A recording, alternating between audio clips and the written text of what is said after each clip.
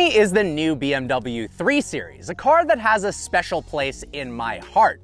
That's because my first car ever was a 2006 BMW 330i, and since then, I've fallen in love with the brand. Now, things have changed a lot since 2006, so I'm excited to see what the new 3 Series has to offer. Currently, there are 3 versions of the BMW 3 Series. Starting at $41,500, we've got the base model 330i. That's powered by a 2-liter turbocharged 4-cylinder that makes 255 horsepower. Funny enough, that's the exact same power figure as my 2006 330, although that had a naturally aspirated 6-cylinder. Then, above that, we've got the 330e, which is a hybrid BMW 3 Series, making 252 horsepower, although it can actually boost up to 292 horsepower for a period of 10 seconds. And then at the top of the line, right below the M3, is this, the BMW M340i. Under the hood of the M340i is a 3-liter turbocharged 6-cylinder making 382 horsepower and 369 pound-feet of torque. The engine is mated to a ZF 8-speed automatic transmission with paddles, and because this is the all-wheel drive variant, it's actually capable of sprinting from 0 to 60 in a very impressive 4.1 seconds. While the new BMW M3's front fascia is quite controversial, the front end on the M340 is not. I think it looks stunning. Now, BMW has gone away with the vertical kidney grille slats for the M340 to differentiate it from the base model 330i. We've got this unique pattern that I think looks really, really cool. It's also got a much more aggressive front bumper than the 330i.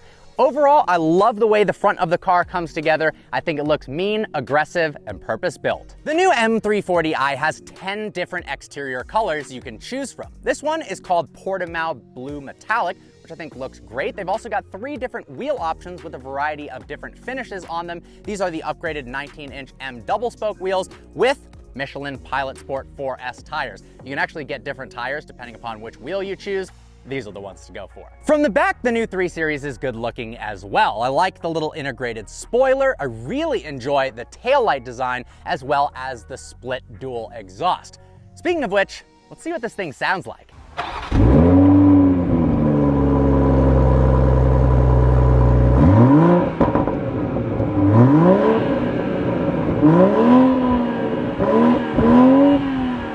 The interior of the new 3 Series is great. It's clean, it's simple, it's familiar BMW, but everything works really well. We've got BMW's latest and greatest multimedia system. It's touchscreen, it's got integrated Apple CarPlay. It even has gesture controls. You can scroll your finger like this to turn music up or music down and even select through tracks. It's also got a really nice heads-up display. That comes as part of the $1,500 premium package, which also includes heated seats and a heated steering wheel. The seats in the 3 Series are comfortable and supportive, although if you're really driving aggressively, they don't quite have enough bolstering to keep you in place, but that is better for long drives and just around town commuting for extra comfort. There are 9 different leather options for the interior of the 3 Series. This is called black Vernasca leather, and honestly, I think some of the colored options look better and spruce up the interior of the 3 Series as opposed to black absolutely everywhere. Now, something BMW does extremely well, and with no exception in this car,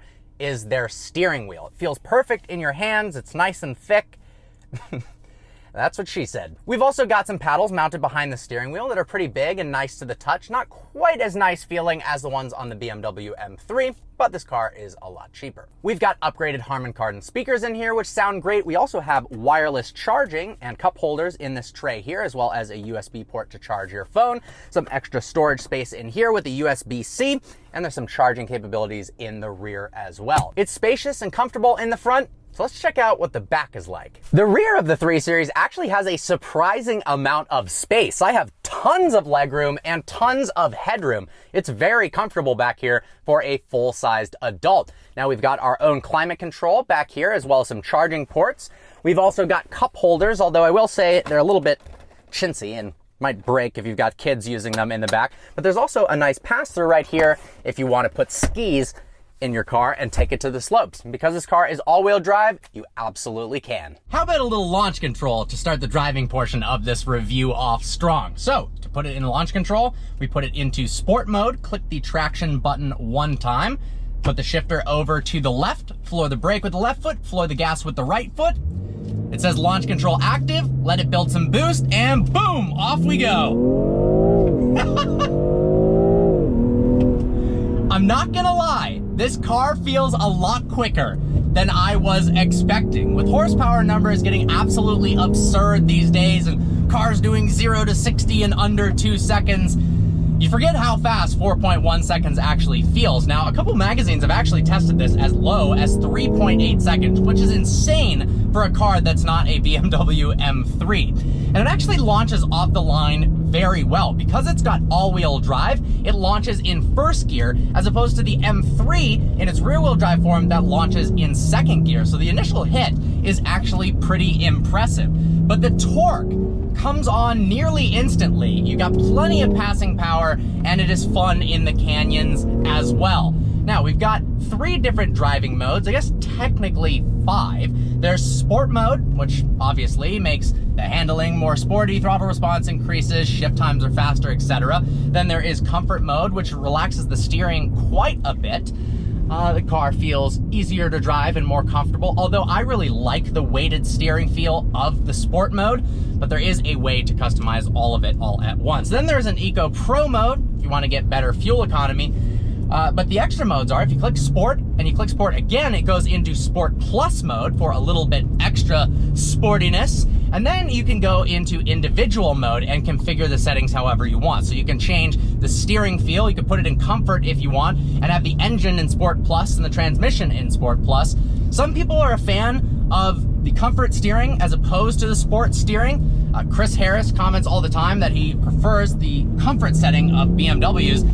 I actually prefer the sport setting. I like the stiffer steering feel. Now, driving this car really intensely in the canyons, it does have a lot of grip thanks to that all-wheel drive and those Michelin Pilot Sport 4S tires.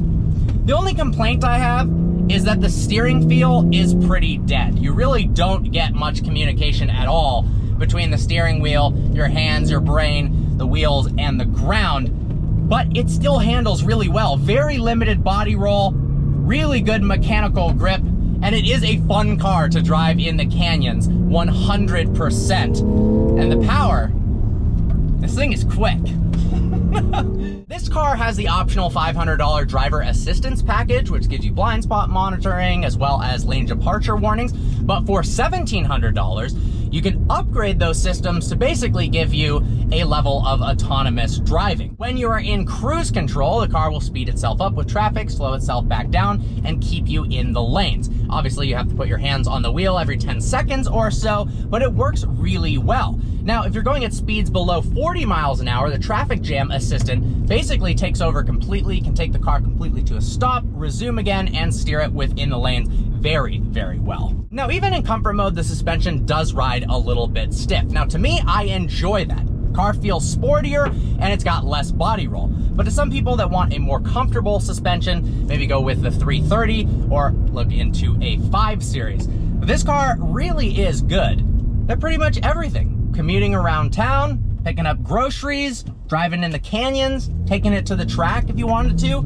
and you can take it to the ski slopes, throw a snowboard in the back, which I think is pretty cool. It is a very versatile car. But I'll be honest, comfort mode is a bit boring, so we're gonna go ahead, put it into Sport Plus mode, turn traction control off, and have some fun.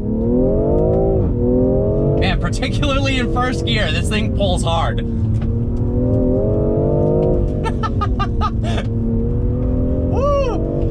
Little bit tail happy. I love the feeling of a well-handling car that's got all-wheel drive that can kick the tail out just a little bit to add to the excitement. And this car does that very well. It actually sounds pretty good with that 3-liter turbocharged 6-cylinder. It makes some crackles and pops when you let off the gas, but not in an annoying manner. It doesn't do it too often, or it's not too overbearing. It's not the best sounding engine in the world, but it does rev nice and smooth, and I like it. I don't know what it is about this car, but everything comes together in an awesome package. Sure, it doesn't make the most power in the world. Sure, it doesn't have the most grip in the world, but for the money, And the overall package, you are getting a pretty damn awesome BMW. And you're saving a lot of money over the M3.